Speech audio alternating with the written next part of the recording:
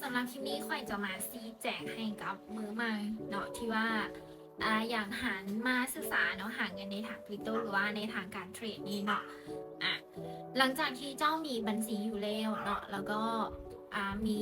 account เนาะในเรื่องของความปลอดภัยติดตั้งเกี่ยวกับบัญชีให้กับตัวเองเรียบร้อยแล้วเนาะสำหรับในการศึกษาเนาะที่ว่าอยากจะเรียนรู้หรือเจาะลึกเนาะโดยที่ว่าอยากจะเสียเงินเนาะเพราะว่าหลายๆคนก็ถามเขาอยู่เนาะ ก็สามารถเข้ามาเหียนน้ำกันกับข่อยได้แบบฟรีๆเนาะตัวนี้นี่แบบ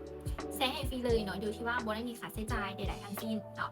แล้วสำหรับไผ่ที่ว่าอย่างบ่หันได้มีบัญชีเนาะก็คืออยากจะให้ติดตั้งบัญชีก่อนเนาะเพราะว่ามันจะสะดวกสบายตัวในขณะที่ว่าเจ้าเข้าเฮียนเนาะหรือว่าในเวลาที่ว่า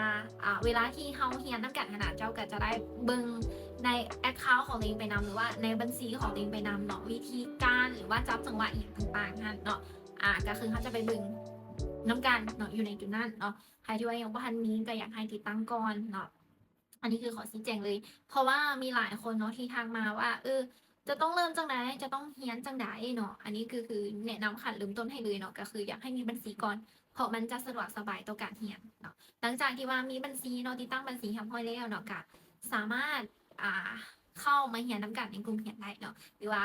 คันไทที่ยังบ่ทันได้อยู่ก็สามารถทักหาข้อยได้เนาะ เพราะว่าในตัวนี้นี่